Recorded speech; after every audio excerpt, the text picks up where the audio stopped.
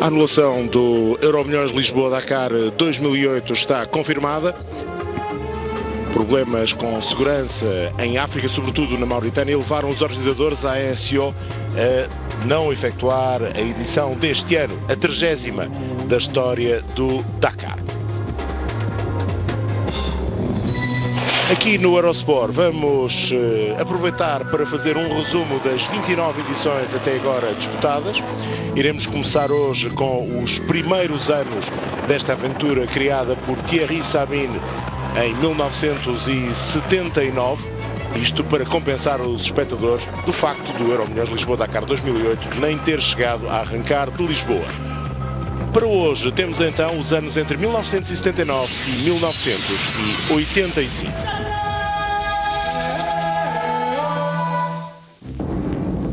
O Dakar é deserto, mas é também Thierry Sabine, que fez tudo pela prova até lhe deu a vida.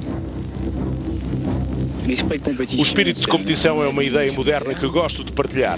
Há também aquele espírito de expedição que a Citroën tinha, por exemplo. É isso que quero voltar a ter destaque. Durante anos a competição sobrepôs-se à aventura. Tive de aprender esse espírito. Eu não nasci aventureiro, cresci no meio de Paris. Tornei-me aventureiro por vivência e por aprendizagem. Como tudo na vida, temos de ter escola. Neste caso, é uma escola de humanidade, onde se aprende ouvindo os outros, dizia Thierry Sabine. O francês ficara uma vez perdido no deserto e sonhou em montar o mais difícil desafio do desporto motorizado. A primeira edição do então Paris-Dakar teve início em 1978, no final do ano de 78. A prova começava em França, seguindo depois a direito pela Argélia e o Ténéré, antes de cruzar para o oeste através do Níger e do Mali até entrar no Senegal, cuja capital, Dakar, recebia o final da prova. No Trocadero de Paris, bem em frente à Torre Eiffel, estava montado o pódio de partida, onde a 26 de dezembro de 1978 saíram os primeiros 182 aventureiros, em 80 carros, 90 motos e 12 caminhões, entre eles 7 equipas femininas. Só 74 chegaram ao fim. Lembram-se da etapa Gao-Mopti, um troço rápido onde de repente apareciam algumas armadilhas devido ao facto do traçado quase ter desaparecido devido à erosão? Agora é quase a mesma coisa, só que essas armadilhas estão mais perto umas das outras, dizia Sabine, dando a conhecer no bivouac todas as noites as dificuldades para o dia seguinte, uma tradição que ainda hoje se mantém. A partida para esta prova de 1978-79, primeira edição do Dakar, as motos eram em maior número.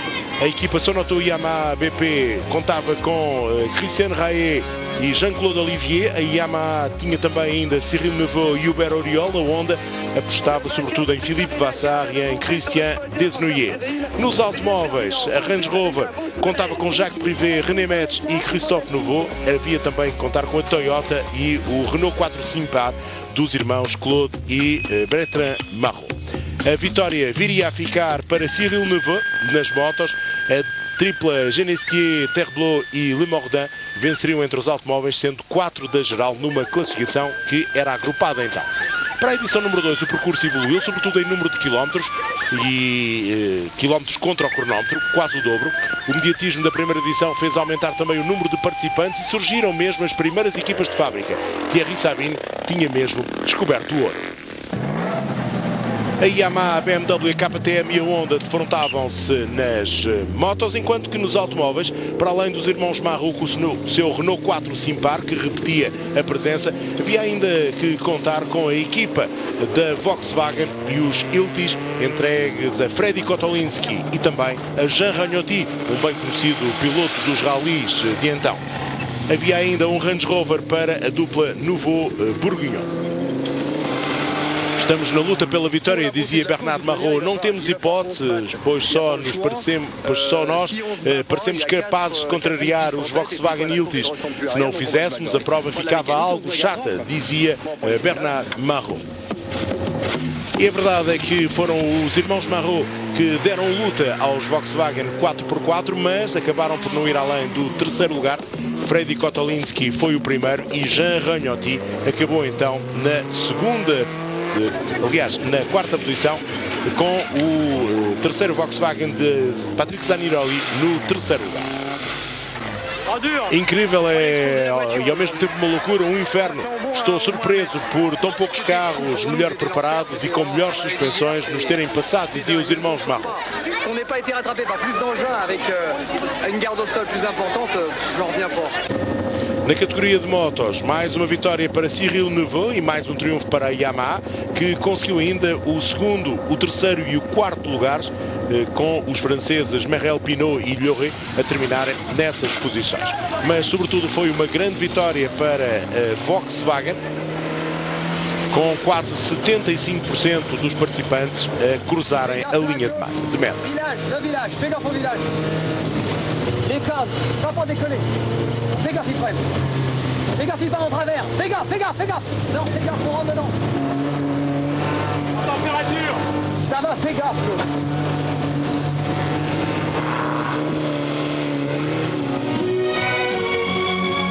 Sem dúvida, um Dakar pleno de aventura é esta edição de 1981. Aliás, 1980, a primeira que foi ganha por uma equipa oficial no que diz respeito aos automóveis. Em 81, mudança no traçado com uma entrada na África tropical, graças à passagem pela Costa do Marfim. Entre os presentes havia algumas peças históricas, como um Rolls-Royce dos anos 30, apresentado pelo francês Thierry de Montcorge. 2000 horas de preparação que, afinal, não levaram o carro até ao fim da prova. Em termos de equipas, a Citroën apostava nos 6X 2400 GTI, com X Lapi, Luke e Dochuzo. Nas motos, a Honda contratou Cyril Neveu. A Yamaha contava então, sobretudo, com Michel Merrell. A BMW também se apresentava a nível oficial com Fenouil, Hubert Auriol e Bernd Niemeyer. Estamos no meio do deserto e completamente perdidos. Quando passámos pela aldeia não sabíamos por onde seguir. Felizmente não estava sozinho, dizia este motarro francês. Longe estavam ainda os tempos dos GPS e dos telemóveis por satélite. A navegação era então um fator muito importante e era isso que Thierry Sabine queria. Para aqueles que querem ser cautelosos, avisava ele à entrada para uma etapa, existe uma bomba de combustível, podem abastecer. Se não quiserem, aliás, sigam o roadbook para evitar passar pela bomba. Aconselho-vos a não terem pressa à saída da aldeia de Silet. Quando fiz os reconhecimentos, estive 1h30 até descobrir o caminho certo, explicava então Thierry Sabine. A luta pela vitória foi bastante intensa nessa edição de 1981, mas os Citroën ficaram aquém do esperado. E acabou por ser René Metz a conseguir o triunfo com o Range Rover, seguido do francês Cottel com um buggy. E na terceira posição ficou um Lada, guiado por Briavoine, uma primeira investida dos Lada do importador francês, a Porsche. No que diz respeito às motos, vitória para a BMW, graças a Hubert Auriol, com a Yamaha do francês Baku a terminar em segundo e também Yamaha do igualmente francês Merrell no terceiro lugar. Nesta altura eram ainda os homens vindos do país de Asterix que dominavam o Dakar. Para ter uma ideia, o primeiro não francês nos automóveis surgia na 21ª posição, o belga Roto, enquanto que nas motos o primeiro não francês era o suíço Mori, apenas em 20º lugar.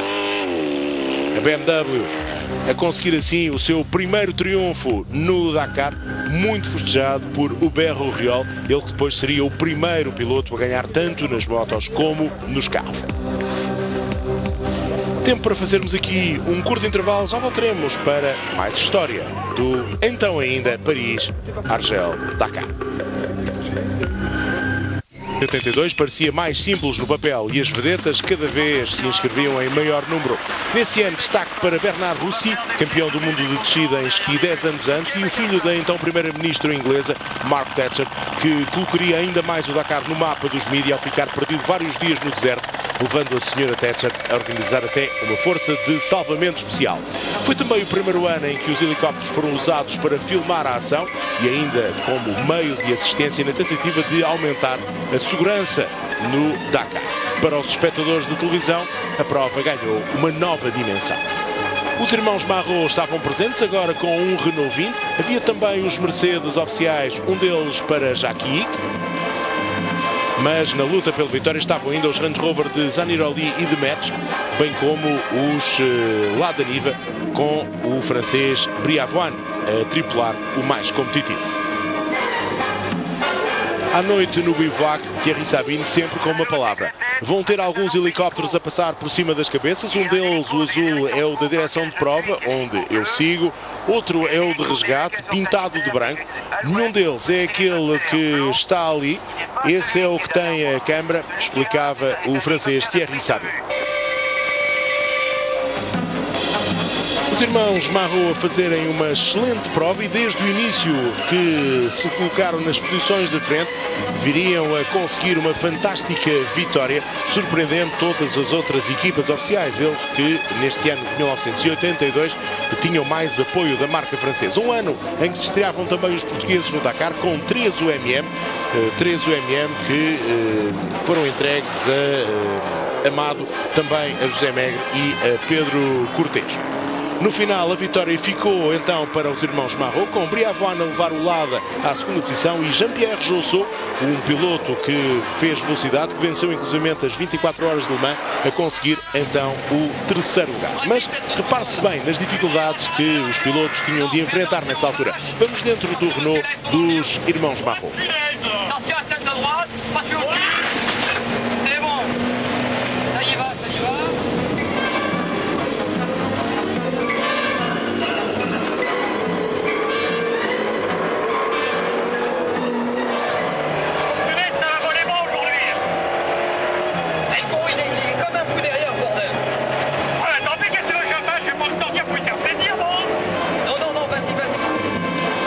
Os Mercedes seriam os principais derrotados, apesar do terceiro lugar de Jean-Pierre Josso, e que se foi apenas quinto, enquanto que Pierre Lartigue conseguiu o seu primeiro bom resultado no Dakar ao terminar em quarto com o Range Rover. Nas motos, nova vitória para Cyril Neveu, desta feita com uma Honda, com o Philippe Vassart também em Honda a conseguir o segundo lugar. Em terceiro ficou o francês Grégoire Verhaeghe com uma Barrique.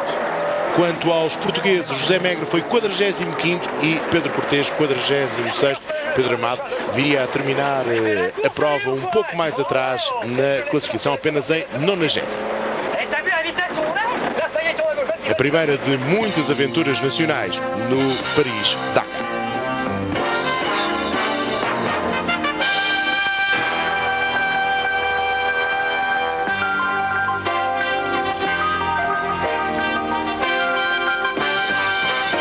No final, os irmãos Marot visivelmente satisfeitos com este resultado histórico. A Renault voltaria a vencer a prova, mas como apenas fornecedora de motores nos buggy de Jean-Louis Lesser, já neste século XX. Na quinta edição, em 1983, regressou a Costa do Marfim, estreava-se o Burkina Faso. A Mercedes voltava a estar presente e ainda mais em força. Contava com uma equipa com X, Migaud e Josso. X que levava ao seu lado o famoso cantor e ator francês Claude Brasseur. Havia também os irmãos Marot, desta feita com um Renault 18 e ainda o Citroën CX de Van Berg. Depois estreava-se a Mitsubishi com um Pajero entregue a Andrew Cohen. Uma prova muito animada, onde a vitória acabou por pertencer a Jackie X. A Lada voltava a colocar um dos seus carros no pódio. Desta feita não foi Briavoine, mas sim Trossat. Lartigue conseguia o seu primeiro pódio, um terceiro lugar com o Range Rover. A Mercedes ainda ficou também com o quinto e o sexto lugar. No que diz respeito às motos, o Berroriol oferecia o segundo triunfo à BMW, com Patrick Trubec a levar uma Honda ao segundo lugar e o também francês Marc Jouinot a conseguir o primeiro pódio para a Suzuki. A edição de 1983 ficou marcada por várias tempestades de areia no deserto, complicando ainda mais a vida aos pilotos. Muitos tentaram formar grupos para não se perderem. Nem todos tiveram sorte de facto, houve muitas desistências nesta edição de 1983, que tinha mais de 5.000 quilómetros de troço, 5.210 mais precisamente. Eram 20 dias de prova e 100 dias de descanso.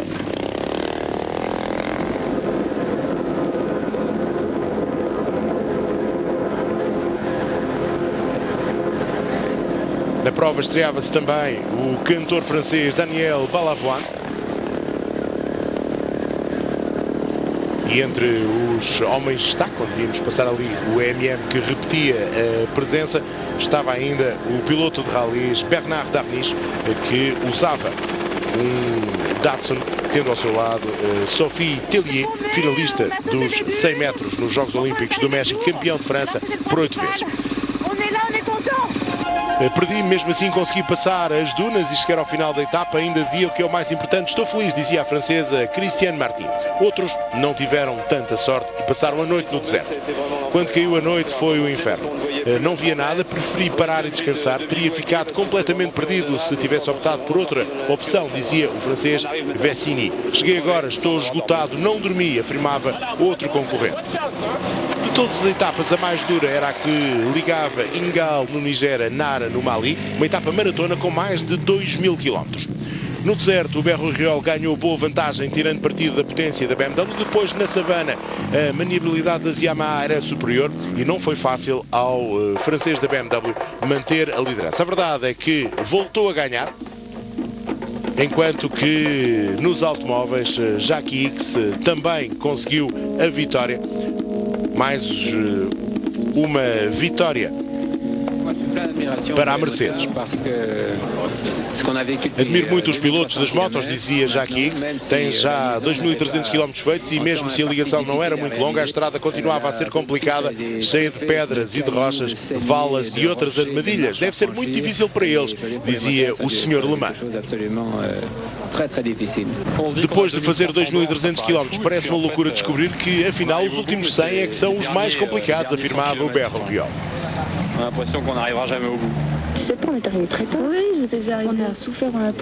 Como sempre, muitas pilotos do sexo feminino, sobretudo nas motos. Apesar do ataque das Yamaha na savana, a verdade é que a BMW com o Berro-Riol somava mais um triunfo. Quanto aos homens da OMM, o melhor resultado foi o de Pedro Cortês, que acabou na 42ª posição.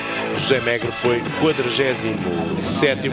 Depois, os outros dois MM fechavam a classificação em 61º e 62º lugar. Tempo para fazermos aqui um curto intervalo. Já voltaremos com mais edições do Dakar.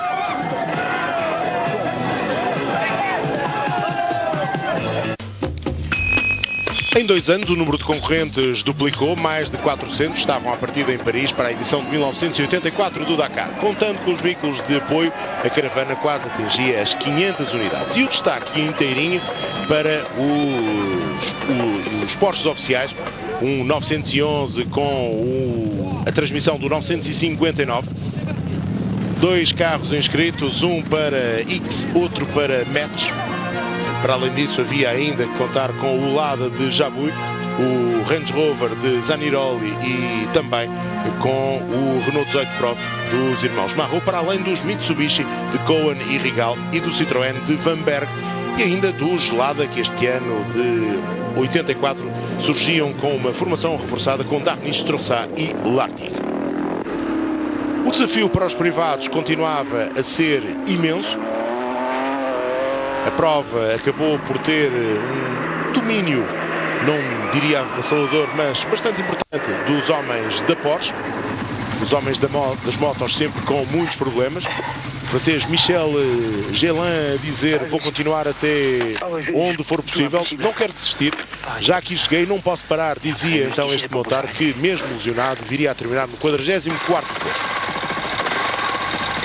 No final da prova, o triunfo ficou para René Metz. Ele foi o primeiro a vencer mais do que uma vez em automóveis. Relembramos que tinha ganho a edição de 1981.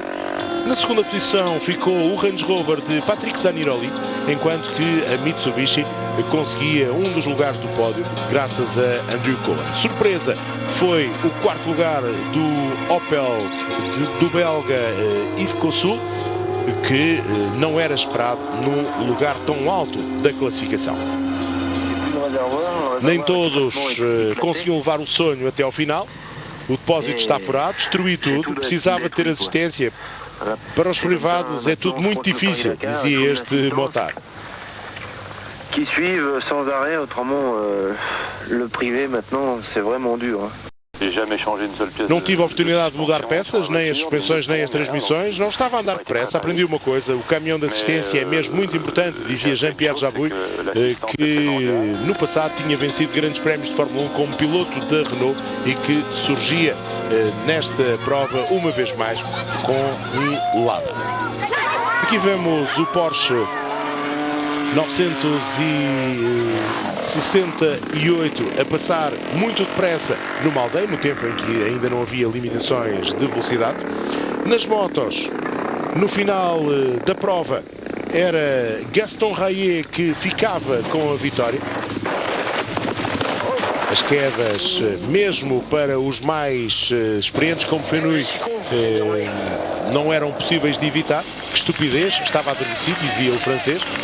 No final, nas praias de Dakar, Metz a comemorar então a vitória. O múltiplo campeão de motocross Gaston Rayet ficava com o primeiro triunfo nas motos, seguido nessa classificação por Hubert Auriol, também em BR. Cyril Neveu terminava então no quarto lugar. E no final, o habitual banho, com todos a serem convidados ao mesmo, até o patrão da prova, Thierry Sabine.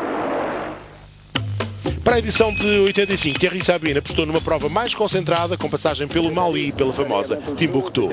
Este ano quisemos colocar o Dakar na direção certa, ou seja, de regresso às origens. Com a chegada de cada vez mais construtores a nível oficial, o lado humano está a desaparecer um pouco.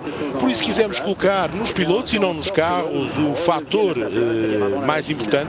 As qualidades humanas têm de se sobrepor à qualidade das máquinas, como também não deve ser a capacidade financeira das equipas a decidir quem ganha, dizia o sempre sonhador Thierry Sabine. À partida, voltavam a estar os Porsche com X, Metz e agora também um terceiro carro para Jochen Mass, enquanto que a Mitsubishi trazia os Pajero para Cohen, Zaniroli e Bernard Béguin. Havia também os Lada, ainda Citroën Visa para Terrier e Lacaze, bem como um Opel Manta de novo para o belga Cossul, enquanto que surgia um Audi 4 na prova, tripulado por Bernard Darniche.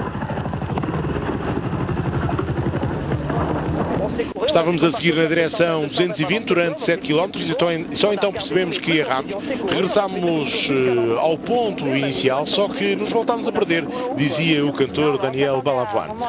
Esperávamos ter problemas, mas não este. Um erro que podia ter sido facilmente evitado. Que desapontamento, afirmava a princesa Carolina do Mónaco, outra das vedetas presentes. Alguns de vocês ainda confundem os pontos cardeais. Tirando isso, dá para ver que a grande maioria tem espírito certo e está fisicamente preparado para enfrentar a prova, afirmava por sua vez Thierry Sabine. Nos caminhões também havia uma escalada de potência, protagonizada sobretudo por Yann Derroy e os seus DAF muito potentes, com mais de 1000 cavalos. Nos carros, os Porsches pareciam menos bem preparados que no ano anterior. E por isso mesmo não conseguiram em 1985 a vitória.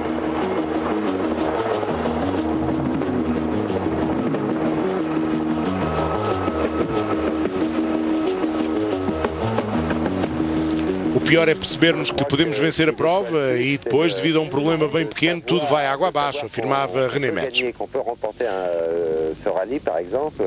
Et que d'un seul coup, pour une petite bêtise, tout est anéanti d'un seul coup. Com isso, a Mitsubishi, logo ao terceiro ano de participação, garantia a vitória. Patrick Zaniroli iniciava uma série que tornaria a marca nipónica na mais vitoriosa de sempre. Nas motos, Gaston Rayet ofereceu mais um triunfo à BMW, uma vitória que garantiu ao ex-campeão do mundo de motocross um lugar na história do Dakar. Atrás de Zaniroli nas motos ficou o outro Mitsubishi de Andrew Cohen, enquanto que Fujrus dava o primeiro pódio à Toyota, seguido também de outro Toyota de Raté. Os irmãos Marot ficavam com o quinto lugar. Nas motos, depois de Gaston Rayet, o segundo lugar para o francês com uma Yamaha Jean-Claude Olivier, enquanto que o também piloto da Yamaha, mas italiano Franco Pico, conseguia o terceiro lugar.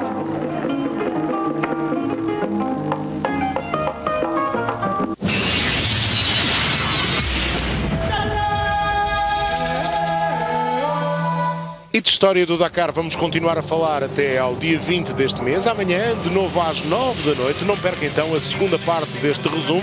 Iremos recordar os anos entre 1986 e 1992. Depois, a partir daí, diariamente, teremos um ano em cada resumo de 30 minutos. A não perder até dia 20 de janeiro.